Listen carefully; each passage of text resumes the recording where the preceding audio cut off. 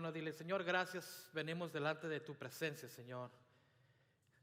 Venimos, Señor, para recibir lo que tú tienes para nosotros. Queremos que tú nos hables a nuestro corazón, a nuestras mentes, Señor, y que aclares cualquier cosa que no te agrada, cualquier cosa que esté interrumpiendo, Señor, la bendición entre nosotros, Señor, entre tu vida, entre tu espíritu y nosotros, Señor. Que tú hables a nuestro corazón y que podamos sentir, Señor, esa palabra que viene de parte de ti. Nos despojamos de nosotros en esta tarde y dejamos que tu espíritu, Señor, fluya en este lugar y que traiga libertad, que traiga gozo, que traiga paz. Todo esto te lo pedimos en el nombre de Jesús. Amén. ¿Puede tomar su asiento?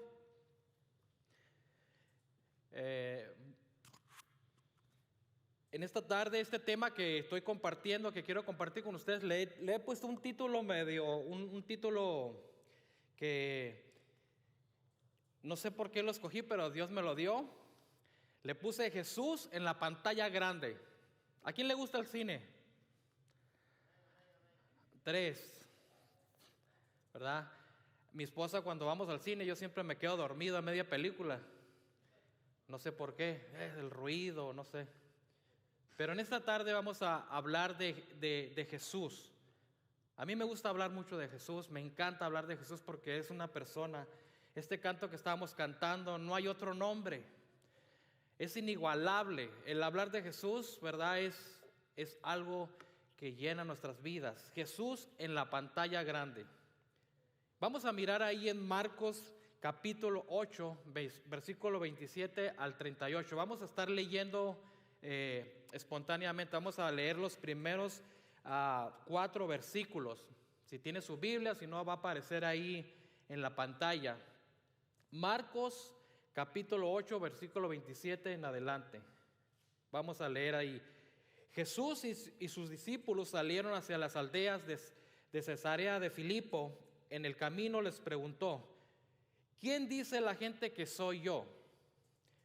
Unos dicen que Juan el Bautista, otros dicen que Elías, otros dicen que uno de los profetas. Le contestaron. El versículo 29, ¿y ustedes quién dicen que soy yo? Jesús les ordenó que no hablaran a nadie acerca de él. Vamos a mirar lo que Jesús, después de haber estado, ¿verdad?, en los versículos anteriores, capítulos, había sanado a un ciego. ¿Se acuerdan cuando sanó a ese ciego? Estando en Betsaida, después de estar con sus discípulos, se dirigieron a la región de Cesarea de Filipo. Cesarea de Filipo era una ciudad romana que estaba al norte del mar de Galilea. Si usted mira los mapas y lo traje el mapa, quiero poner el mapa ahí para que usted mire esa flechita roja. Está Betsaida y la flechita roja para arriba dice que llegaron a Cesarea de Filipo. Ese es el camino que Jesús recorrió con todos los discípulos.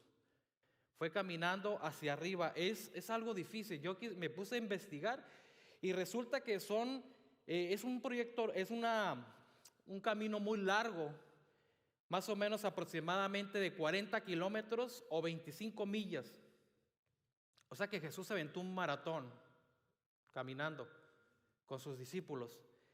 Y dice que probablemente tardaron varios días en recorrer esa. No sé cómo estaría, por eso lo puse ahí, pero es algo difícil de hacer, de caminar toda esa parte. Y él recorrió esa parte con sus discípulos, ¿verdad? Y al llegar a ese lugar de Cesarea de Filipo les hizo esa pregunta. Es una pregunta muy interesante, una pregunta que Jesús quería saber qué era lo que pensaban de él. Jesús quería asegurarse que ellos supieran quién era Jesús. Él está diciendo: ¿quién dice la gente que soy yo? Y yo estaba mirando impresionante, estaba mirando una página donde se hace una encuesta a muchas personas de diferentes partes del mundo y estaba mirando las respuestas de las personas que decían, ¿verdad? Les preguntaban que quién era Jesús para ellos, y muchos decían cosas muy buenas, cosas que respalda la Biblia, pero había otras que decían, Jesús es mi todo, Jesús es mi sanador, Jesús esto, y muchos decían, y otros decían, Jesús es la mejor persona, y otros, muchas diferentes respuestas. Pero Jesús le dice a sus discípulos, ¿y ustedes quién dicen? ¿Ustedes quién dicen que soy? Y vamos a mirar que había tres respuestas, había tres grupos de personas ahí. El primer grupo de personas eran aquellos que creían que Jesús era Juan el Bautista. Como dicen los argentinos, ¿verdad? Estos andaban más perdidos que Adán para el Día de la Madre. ¿Por qué? Porque Jesús vivió en el mismo tiempo que Juan el Bautista. Juan el Bautista bautizó a Jesús. ¿Cuántos se acuerdan de eso? Jesús y Juan se conocieron, tuvieron un encuentro. Y aún así personas decían que Jesús era Juan el Bautista. Es como si dijéramos que Messi es Ronaldo. No quiero entrar en debates, ¿verdad? ¿Quién es mejor o quién es? Pero estamos hablando de Jesús, el hombre más importante, la persona más importante. Pero este grupo de personas creían que Jesús era Juan el Bautista. Entonces, número uno, lo descartamos, ¿verdad? Este grupo no conocía mucho a Jesús, por lo que vemos. El siguiente grupo o la siguiente clase de personas decían que Jesús era Elías. Todos sabemos que Elías fue un profeta del Antiguo Testamento.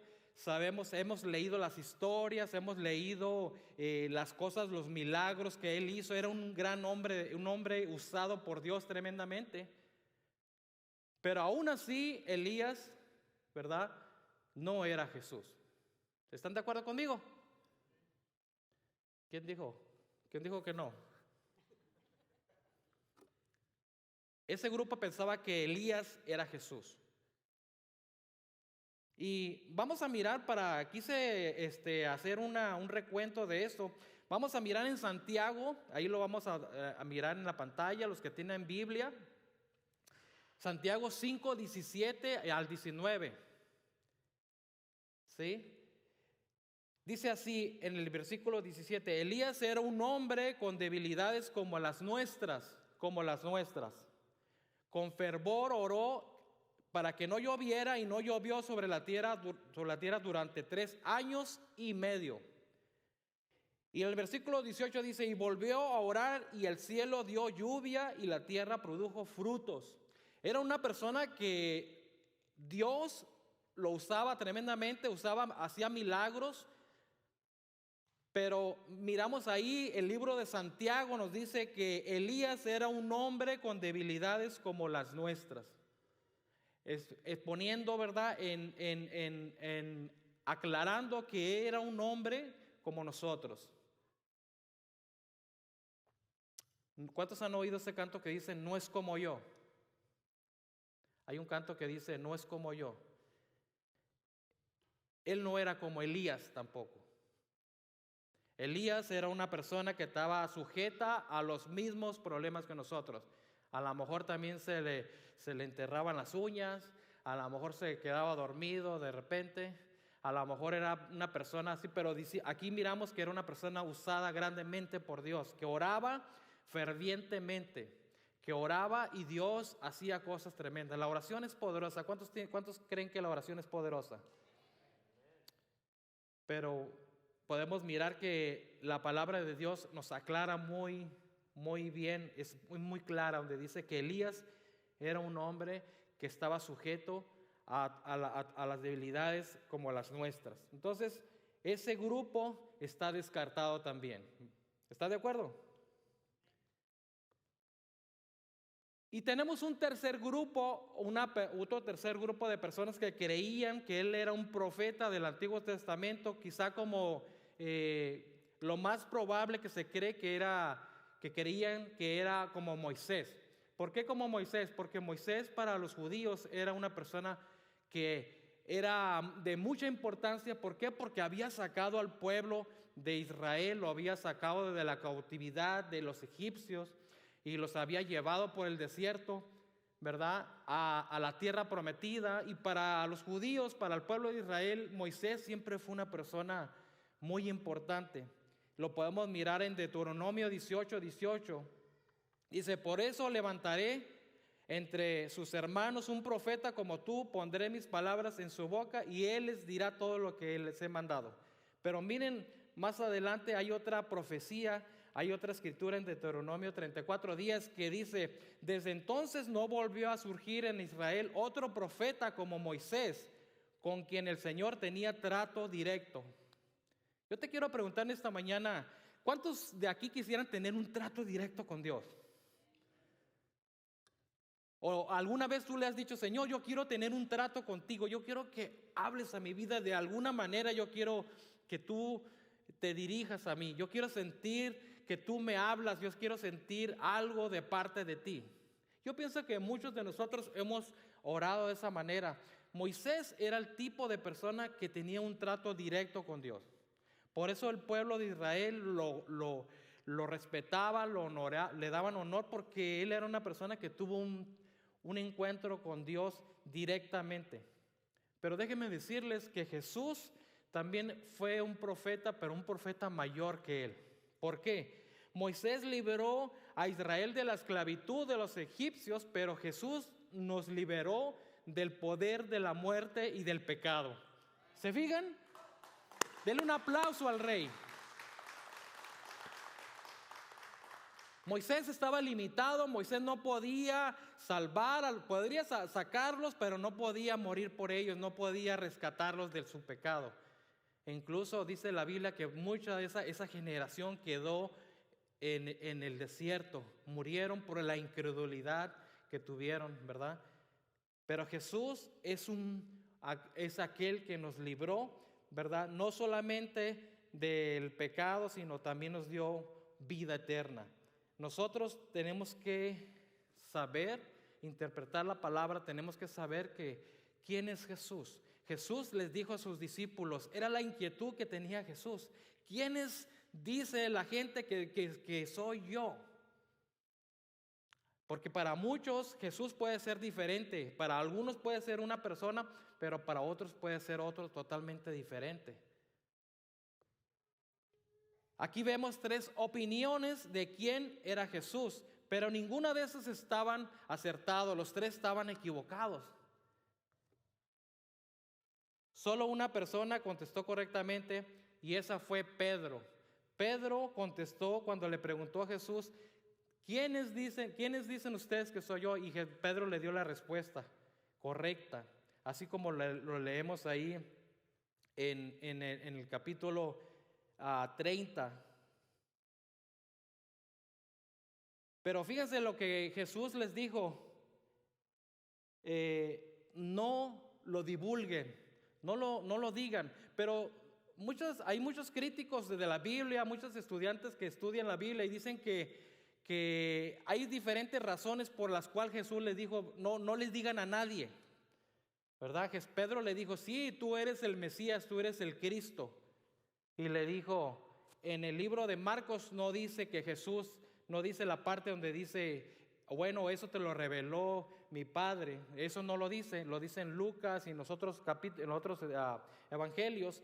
Pero los críticos bíblicos, las personas que estudian la Biblia, dicen que no les dijo porque todavía no habían entendido totalmente las grandezas del reino de Dios. ¿Qué opinan ustedes? Jesús todavía tenía muchas cosas por enseñarles a sus discípulos. Es como cuando nosotros venimos a los caminos de Dios y venimos y aceptamos a Cristo, empezamos a leer la Biblia, pero hay muchas cosas que no las entendemos, que nos las tiene que enseñar el Espíritu Santo, nuestros maestros, conforme vamos caminando en obediencia, conforme vamos buscando de Dios, el Espíritu nos va mostrando. En ese momento los discípulos no podían digerir tan grande mensaje o el mensaje que quería mostrarles. Por eso les dijo que no lo dijeran. Vamos a leer en el versículo 32. Ahí en el versículo 32 habló de esto con toda claridad. Pedro lo llevó aparte y comenzó a reprenderlo. Pero Jesús se dio la vuelta, miró a sus discípulos y reprendió a Pedro. Miren lo que hizo Pedro. Pedro, cuando Jesús dijo eso, lo llevó y le empezó a reprender. No sé cómo lo haría. A lo mejor le dijo: Jesús, ¿cómo querés? ¿Cómo vas a hacer esto? Si has sanado enfermos, has curado, has sacado demonios, has levantado, has resucitado muertos, ¿cómo tú estás diciendo esto? Y miren lo que le dijo Jesús. Le dijo, pero Jesús se dio la vuelta, miró a sus discípulos y reprendió a Pedro y le dijo: aléjate de mí, Satanás. Le dijo: tú no piensas en las cosas de Dios, sino en las de los hombres. ¿Qué era lo que estaba haciendo Pedro? Pedro estaba haciendo, ¿verdad?, de tropiezo para lo que Dios quería hacer a través de este mensaje, ¿verdad? Le dijo: aléjate de aquí, porque tú estás siendo usado por Satanás. Jesús estaba llevando, ¿verdad?, su ministerio, quería completar su ministerio, quería hacer cosas que Dios de antemano ya las había hablado a través de los profetas y todo. Y ahora se presenta Satanás y le empieza a reprender. No sabemos cómo lo hizo, pero dice que empezó a reprender a Jesús.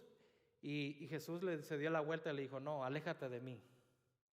Porque ya estaba todo estaba caminando conforme al propósito de Dios. Y dice que en el versículo 34, entonces llamó a la multitud y a sus discípulos y les dijo: si alguien quiere ser mi discípulo, les dijo, que se niegue a sí mismo, lleve su cruz y siga. Ahí es donde Jesús expone, ¿verdad?, lo que Dios, lo que Él quería llevar a cabo. Él quería terminar el propósito de Dios. ¿Se imaginan ustedes en el momento cuando le dicen: si alguien quiere ser mi discípulo, niéguese a sí mismo? A lo mejor ni supieron qué quería decir niéguese a sí mismo, ni sabían lo que quería, tome la cruz. Vamos a ver qué era lo que significaba tomar la cruz. La cruz era el símbolo era donde se llevaban las muertes, las crucifixiones, pero era un símbolo, ¿verdad?, donde las personas, los romanos tenían como costumbre que la gente cargara la cruz, la llevara hasta donde iba a morir, hasta donde lo iban a crucificar, y se les obligaba que llevaran su propia cruz. Era como una forma de burla, de ponerlos en ridículo delante de todos para que miraran, ¿verdad?, en el momento que llevaban la cruz hacia la muerte. Era un símbolo de dolor, una muerte muy dolorosa. Y era lo peor que había, y eso era la cruz. Pero Jesús ahora le está diciendo: tomen su cruz. ¿Se imaginan cuando ellos decían tomen su cruz? ¿Qué se les venía a su mente? Tenemos que tomar la cruz para ser crucificado. Todo ese tipo de cosas. Yo no sé, Jesús les dice: niéguese, tome su cruz y síganme. Dice el versículo 35: porque el que quiera salvar su vida la perderá, pero el que pierda su vida por mi causa y por el evangelio la salvará. El 36: ¿de qué sirve ganar al mundo entero si se pierde la vida? Decimos que la cruz era un símbolo de dolor, un símbolo donde la gente tenía que pagar con su vida. Y Jesús ahora se presenta ante ellos y le dicen: toma tu cruz. Jesús empieza a decirles que tenía que sufrir muchas cosas y ser rechazados por los ancianos, por los jefes de los sacerdotes y por los maestros de la ley. Y también les decía que era necesario que lo mataran y que a los 3 días resucitara. ¿Se imaginan? Ellos confundían a Jesús o decían que podría ser Juan el Bautista o Elías, porque quizás miraban a Jesús como un Jesús político, alguien que iba a venir y los iba a rescatar de la opresión de los romanos. Ellos pensaban que Jesús podía usar todo ese poder para sacarlos de la esclavitud de los romanos, de la opresión. Y ahora Jesús les está diciendo: yo tengo que sufrir, tengo que ser rechazado y tengo que morir y resucitar al tercer día. O sea, les voló, como dicen en inglés, les voló la cabeza. Jesús, pero te vimos sanar, te vimos levantar muertos, te vimos levantar, hacer tantos milagros. Ahora nos estás diciendo que vas a ser rechazado, que te van a matar y que tienes que... ¿Qué clase de héroe, qué clase de salvador ha venido? Yo me imagino imagínense la escena ahí, empezando a dudar, empezando a sentir temor, empezando a decir, bueno, este Salvador ahora dice que va a morir, que va a ir a la cruz y que nos dice que a nosotros también tomemos la cruz. Y ahora les dice: niéguense a sí mismo. El negarse a sí mismo lo vamos a mirar de una manera. ¿Qué significa negarse a sí mismo? Esta frase se refiere a negarse a nosotros mismos, renunciar a nuestros propios deseos, renunciar a nuestros objetivos personales, a lo que nosotros queremos lograr. A veces nosotros queremos servir a Dios, pero hay cosas que nos estorban y decimos, bueno, y me acuerdo una vez que yo tenía un amigo que yo lo invitaba mucho a la iglesia y decía, yo quiero ir a la iglesia, pero era futbolista. Y decía, cuando pierda voy a ir a la iglesia. Pero el problema es que era bien bueno para el fútbol y nunca podía venir a la iglesia. Yo le dije, ojalá te goleen para que vengas a la iglesia, le decía yo, en broma. Negarse a sí mismo significa poner las cosas, ¿verdad? De Dios, los propósitos de Dios antes que los propósitos nuestros. Toda ambición, poder, dominio, gloria humana es ponerse al servicio de los demás. Ponerlo al servicio de los demás. Jesús quiere que pongamos nuestro servicio ante los demás. Que podamos decir, Señor, yo traigo delante de ti, yo tengo estos dones que tú me has dado, yo lo quiero poner delante de ti para tu gloria. De esa manera podemos negarnos a nosotros mismos. Y los apóstoles aún estaban preparados para esto. Y quedó en evidencia que cuando lo abandonaron después, supimos, ¿verdad? ¿Cómo nos dimos cuenta que no estaban preparados? Porque cuando empezó a ver la persecución, ¿verdad? Todos corrieron, todos se escondieron. ¿Se acuerdan de la historia de Pedro? Lo negó 3 veces, hasta le dijeron, un día lo encontraron ahí, le dijeron, tú eres uno de los que andaban con Jesús. No, yo ni lo conozco. Cuidado cuando digan, él es cristiano. No, yo no, tú ora. Necesitamos negarnos a nosotros mismos y saber, ¿verdad?, que lo que Dios quiere o Dios está buscando en nosotros es poner, ¿verdad?, los intereses de los demás primero que los de nosotros. Tome su cruz y sígame, les dijo. Jesús les dijo, tomen su cruz y síganme. Ya dijimos que la cruz era el símbolo de donde la gente moría, símbolo de dolor. Mucha gente cree que su esposa es la cruz. Dije, aquí llevo mi cruz. Voltee con su esposa y dígale, tú no eres mi cruz.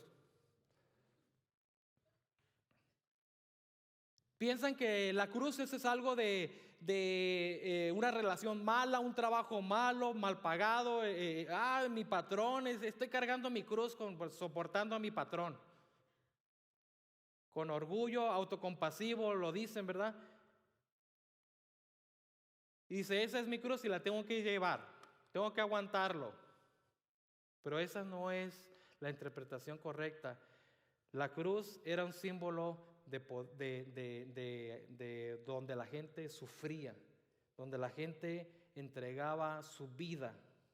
Y Jesús lo dijo, el que tome su cruz, ¿verdad?, para poder entregar ahí ¿verdad? Nuestras vidas, poner los intereses a servicio de Dios.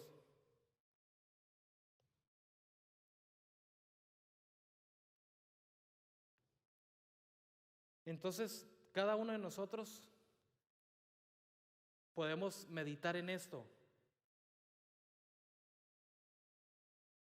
Cada persona puede tener diferentes problemas. A lo mejor tú estás enfrentando en esta tarde, tú estás enfrentando diferentes problemas. A lo mejor tú tienes un problema de enfermedad. A lo mejor tú tienes un problema financiero, un problema entre el matrimonio. Pero Dios sigue interesado, Dios sigue tratando con nosotros y Él va a seguir haciéndolo. ¿Por qué? Porque nos ama, porque Él siempre quiere terminar el propósito. Dice que Él va a llevar el propósito, no ha terminado el trabajo en tu vida. Seguir a Jesús significa estar dispuesto a morir con el fin de seguir a Jesús. Esto se llama morir a sí mismo. Hay personas que nosotros nos cuesta trabajo seguir a Dios. Eso significa morir a nosotros mismos. Ya no vamos a tomar una cruz física como la que está ahí. Vamos a decidir cada día. Cuando te levantas en la mañana vas a decidir si quieres caminar en fe y hacer la obra de Dios, tratar de vivir para Dios y terminar la obra que Dios quiere hacer en tu vida, o simplemente no hacerlo. No te niegas a ti mismo. No vives por los intereses de los demás. A veces nos volvemos, ¿verdad? Como dice, pensamos en nosotros mismos solamente, egoístas. O seguimos a Jesús y le entregamos a Dios y morimos a nosotros mismos, y Dios es el que nos usa para la gloria de su nombre, para la gloria de Él. Vives para servir a los demás, y eso es lo que significa seguir a Jesús, morir a sí mismo.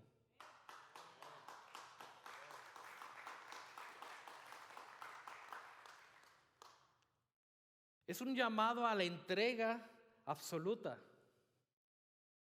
Hay personas que me han dicho a mí, ayer tuvimos una junta con los misioneros y estábamos ahí diciendo y nos estábamos preguntando qué es lo que nos hace falta. ¿Por qué nomás somos 4? ¿Por qué somos 5?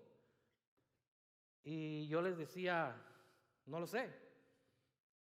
Solamente Dios sabe. Dios pone en los corazones el deseo, el anhelo de hacer las cosas para Dios. Yo no sé qué Dios haya puesto en esta tarde, en esta mañana, el anhelo, el deseo. A lo mejor Dios quiere que te ha puesto a ti a ser un cantante, o ser un evangelista, o ser una persona que enseña a los niños, una persona que enseña a los jóvenes. Yo no sé lo que Dios haya puesto, el anhelo que haya puesto en tu corazón.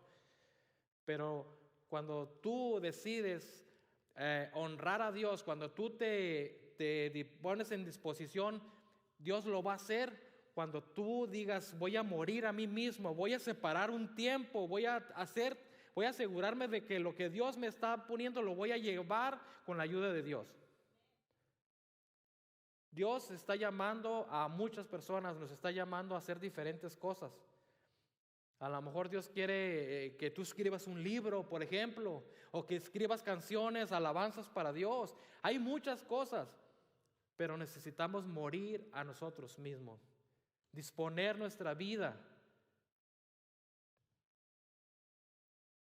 A veces, no sé si te suena raro este versículo que dice, el que quiera salvar su vida la perderá.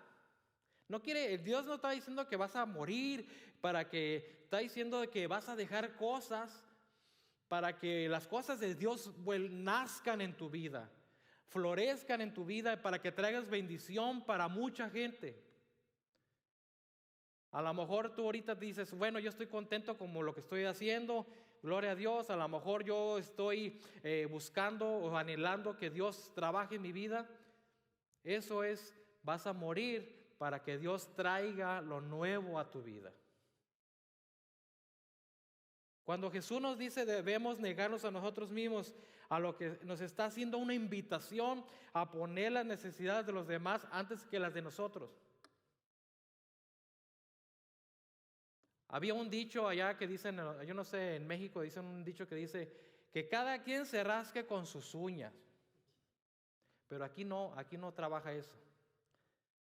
Aquí Dios nos está haciendo una invitación a buscar, a servir a los demás, a morir, ¿verdad? A mis propósitos, para que los propósitos de Dios puedan surgir, para que haya personas, para que personas conozcan a Dios, para que personas vengan a conocer a Jesús, para que conozcan que alguien murió por ellos.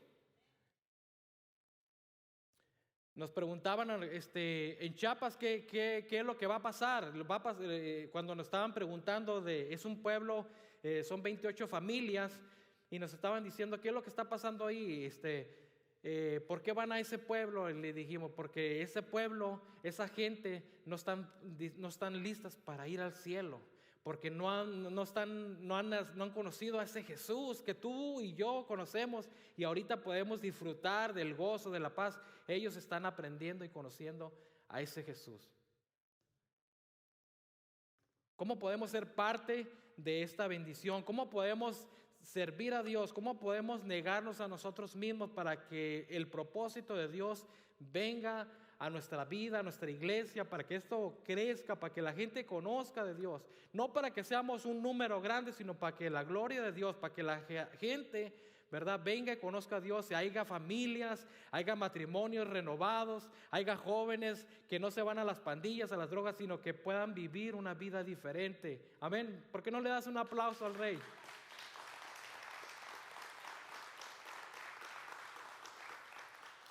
Ahora se fijan por qué Pedro estaba siendo usado por Satanás. Quería parar todo esto. Quería parar toda la bendición. Quería ponerse. Vas a tener un Pedro en tu vida. Una persona que diga, bueno, pero ¿para qué vas a la iglesia? Te estás haciendo religioso. Vámonos allá a la playa, al party. Están muy serios. Decía, no se asusten que yo temblando estoy. A veces piensan que la gente piensa que los cristianos son aburridos, que somos personas religiosas, pero ¿saben qué? Nada que ver con eso. Somos personas que hemos entendido el propósito de Dios en nuestras vidas. Hemos entendido que sin Él no podemos vivir, no podemos caminar, no podemos ser felices. Amén. Amén. Así es que cuando usted se encuentre ese Pedro, mándelo para acá. Aquí se lo vamos a mandar al chino.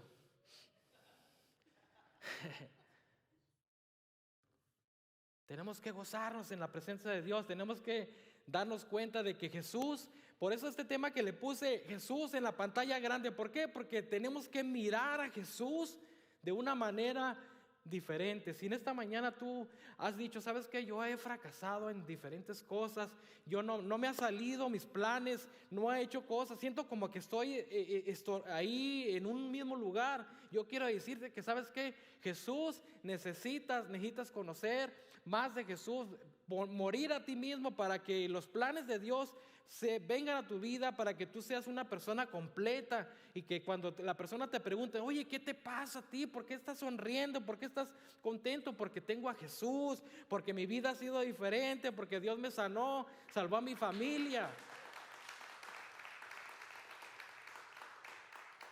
Nosotros tenemos algo diferente.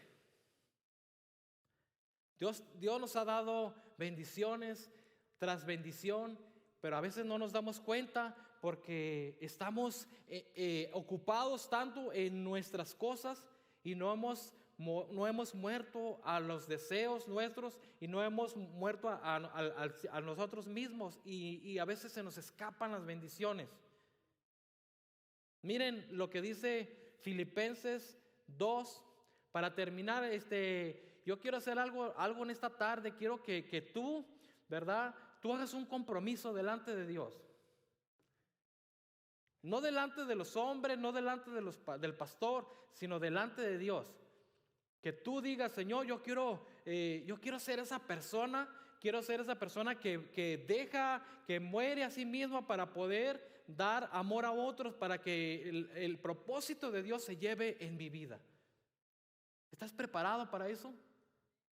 ¿Quieres ver personas venir al Señor, a Cristo, y que diga, ¿sabes qué? Yo esa persona, Dios me usó para discipular a esa persona, para darle palabra? No te conformes con ver a tus amigos derrotados en esos problemas, en depresión, en ansiedad. Hay un Cristo, hay un Jesús, hay una palabra que los está esperando, pero necesitamos morir a nosotros para poder llevar vida a otros. Y lo único que tenemos que hacer es estar dispuestos, disponer nuestra vida para que Dios use, ¿verdad? Y podamos nosotros llevar a eso. Como Jesús les dijo, ¿quién dice la gente que soy yo? Si yo te pregunto en esta tarde, ¿quién es Jesús para tu vida? ¿Ha sido suficiente en tu vida, en tu matrimonio? ¿Ha sido suficiente con tus hijos? ¿Ha sido Jesús esa persona que te levanta, que te ayuda cuando estás triste, cuando estás en problemas de tu trabajo, de financieros? ¿Él te ha levantado o le hemos dado la espalda y hemos recurrido mejor a los amigos, a otras cosas? Es tiempo en esta tarde de tomar decisiones para Dios. Es tiempo de que nosotros podamos morir a nosotros y podamos buscar la presencia de Dios.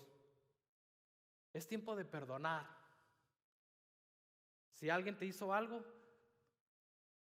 dice la palabra que así como Cristo nos perdonó, de esa misma manera perdonar. A lo mejor vas a tener que llamar por teléfono, usar las redes sociales, hacer tu Facebook y decir, ¿sabes qué? Me heriste, pero te perdono en el nombre de Jesús. Estaba enojado contigo, pero en esta tarde yo reconozco que Jesús murió por mí, y así como Él murió por mí, como me perdonó mis pecados, yo puedo perdonarte a ti, porque yo quiero que conozcas a este Jesús. ¿Lo puedes hacer? Dios quiere traer bendición a tu vida, pero tenemos que morir a nosotros. Y el morir duele a veces. A veces nos va a costar de nuestro tiempo, nos va a costar el hacer un lado cosas para que las cosas de Dios tomen lugar en nuestras vidas. Yo quiero que te pongas de pie en esta tarde.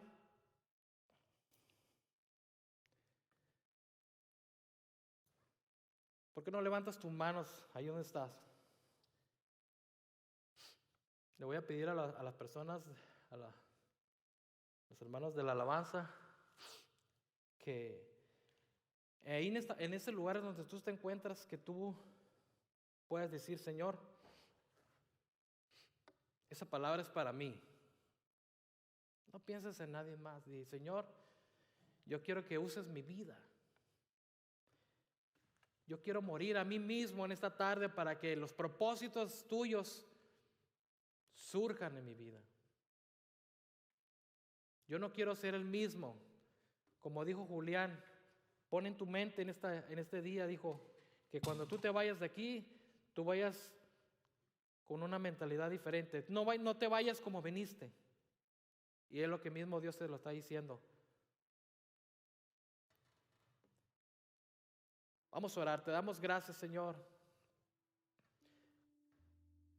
Te damos gracias porque tú, Señor, al venir a este mundo, al venir a la tierra, Señor, te despojaste de ti mismo. Te humillaste, Señor, a morir en esa cruz por nosotros. Cuando no merecíamos, Señor, el recibir ese perdón, no merecíamos. Tú viniste, Señor, y entregaste tu vida por nosotros, derramaste tu sangre por cada uno de nosotros.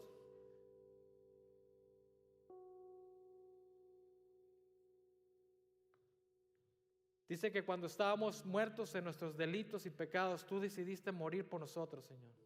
De esa manera te pido que podamos nosotros reconocer nuestras áreas en donde te necesitamos, Jesús. Y que podamos, Señor, abrir un espacio para ti, abrir un espacio en nuestra vida, en nuestra familia, en mi matrimonio. Señor, y que cada día podamos morir a nosotros para que tu gloria, para que tú vivas, para que renueves, Señor, lo que se ha perdido, lo que no ha funcionado, Señor. Tu palabra nos dice, Señor, que tú viniste a rescatar, a buscar lo que se había perdido, Señor. Yo oro para que en esta tarde, Señor, si hay alguien, alguna pareja, si hay alguien, Señor, que han perdido ese amor, han perdido se han distanciado, Señor, si no se han perdonado, Señor. Yo oro para que los jóvenes, Señor, si han buscado otras opciones, yo oro para que tu presencia, Señor, nos inunde y nos haga, Señor, entender que tú eres lo más grande en nuestras vidas, Señor. Que no hay nadie más grande como tú, Señor. Y que eres suficiente para llenarnos.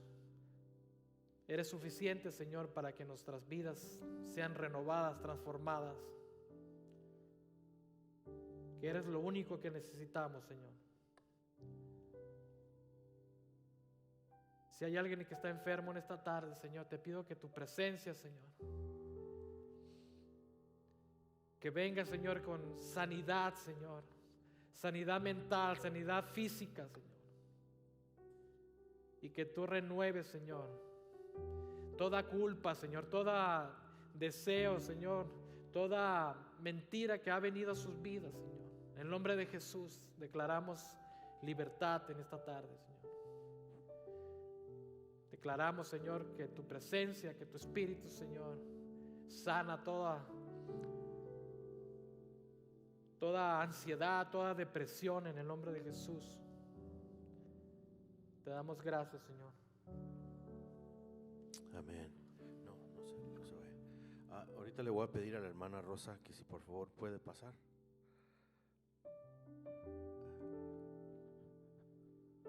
Nuestro hermano Carlos y nuestra hermana Rosa en unos días van a estar saliendo en un viaje misionero